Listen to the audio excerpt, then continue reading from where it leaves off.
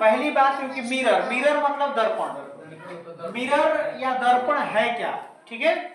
तो वह चिकनी या चमकीली सतह है, ठीक है, जो प्रकाश को क्या करती है, नियमित परावर्तित करती है तथा उसका एक भाग कलई किया हुआ रहता है। क्या रहता है, उसे दर्पण कहते हैं। क्या कहते हैं, जैसा कि हम अपने घरों में दर्पण देखते हैं, हम कभी सैलून में जाते हैं तो सैलून में जाते हैं तो बाल कटवाते हैं तो सामने शीशा लगा रहता है ना, वो भी क्या है, दर्पण है। क्या है, दर्पण है।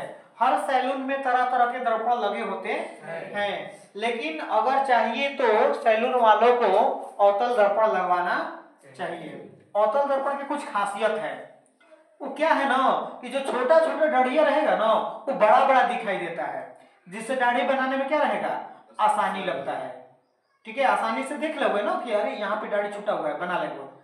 अब कुछ लोग क्या करते हैं कि छोटका ऐनक ले लेते हैं, दाढ़ी बनाने लगते हैं। अच्छी बात है भाई, अपना रोजी रोटी है, उसको हम नहीं कर रहे हैं, ठीक है, हम उसको नहीं कुछ कर रहे हैं। तो मिरर समझ गए कि मिरर क्या है। उसके बाद मिरर को हमने 3 भागों में बांटा। कितने भागों में बांटा, पहला हो गया समतल दर्पण, वैसा दर्पण जिसका परावर्तक सतह समतल हो। कैसा हो, समतल हो, उसको क्या कहेंगे, समतल दर्पण कहेंगे। ये परावर्तक सतह समतल है और ये नीचे भाग, एक भाग क्या है, एक भाग क्या है, कलई किया हुआ है। क्लियर है ना। समतल दर्पण किसे कहते हैं, वैसा दर्पण जिसका परावर्तक सतह समतल हो। ये समतल दर्पण, ये कैसा दर्पण, समतल, तबड़ाक नहीं दिखा रहे भाई, समतल दर्पण है, ठीक है। हाँ, और देखिए दूसरा गोलीय दर्पण। गोलीय दर्पण वैसा दर्पण है जो किसी खोखले गोले का एक भाग होता है। क्या होता है, भाग होता है, उसे गोलीय दर्पण कहते हैं। अध्ययन के लिए इसको 2 भागों में बांटा जाता है।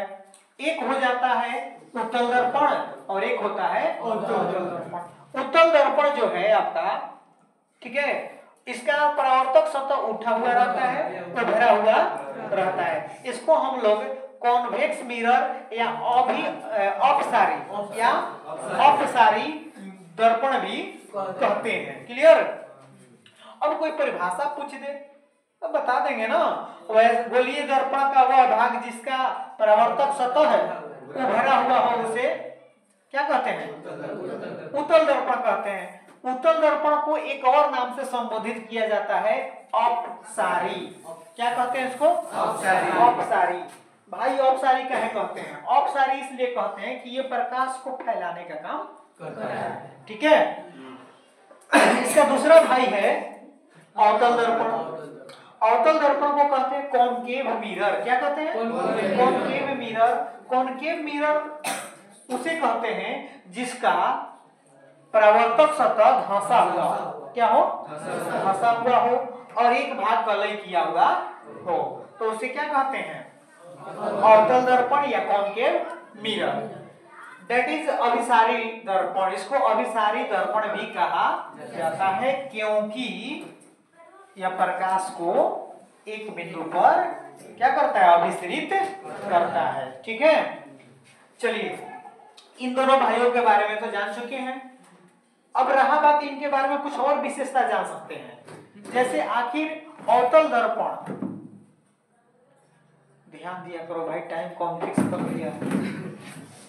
अच्छा चलिए, इन दोनों भाइयों के बारे में, इन दोनों भाइयों के बारे में कुछ और भी जान सकते हैं। पहला बात कि अवतल दर्पण में जो प्रतिबिंब बनता है वो कैसा बनता है भैया बताइए। अवतल दर्पण में जो प्रतिबिंब बनता है बड़ा भी बन सकता है, छोटा भी बन सकता है और वस्तु के बराबर भी बन सकता है, ठीक है। अवतल दर्पण में जो प्रतिबिंब बनता है काल्पनिक भी बनता है और वास्तविक भी बनता है। अवतल दर्पण की बात करें तो इसका परावर्तक सतह धंसा हुआ रहता है। अवतल दर्पण की बात करें तो इसको हम लोग अभिसारी दर्पण भी कहते हैं। क्या कहते हैं, अभिसारी दर्पण। क्लियर। अवतल दर्पण की बात करें तो अवतल दर्पण का जो फोकस होता है वास्तविक होता है। क्या होता है, वास्तविक होता है। क्लियर। काहे कि प्रवेश करेगा तो कहां से प्रवेश करेगा, ही में से ना। तो रियल इमेज पर रियल प्रकाश प्रवेश करेगा, दर्पण के बाद जाएगा तब ना काल्पनिक होगा वहां पे, ठीक है। तो इसका जो फोकस होता है ना वो क्या होता है, वास्तविक होता है। अब उत्तल दर्पण की बात करते हैं, किसकी बात करते हैं, उत्तल दर्पण का परावर्तक सतह उठा हुआ होता है। उत्तल दर्पण का जो परावर्तक सतह कैसा होता है, उठा हुआ होता है। उत्तल दर्पण जो होता है, ठीक है, इसको हम लोग औपसारिक दर्पण भी कहते हैं। उत्तल दर्पण जो होता है इसमें जो प्रतिबिंब बनता है वो कैसा बनता है, केवल और केवल छोट बनता है, और वास्तविक की काल्पनिक, काल्पनिक क्या बनता है, काल्पनिक। उत्तल दर्पण में बना प्रतिबिंब हमेशा काल्पनिक होता है और वस्तु से छोटा होता है, वस्तु से छोटा होता है, ठीक है। और उत्तल दर्पण का जो फोकस होता है वो कैसा होता है, काल्पनिक होता है। कैसा होता है, काल्पनिक होता है। भाइयों काल्पनिक को आभासी भी कहा जाता है, वर्चुअल भी कहा जाता है। काल्पनिक को क्या कहा जाता है, आभासी या वर्चुअल भी कहा जाता है। क्लियर। तो ये हमारा खत्म हुआ टॉपिक।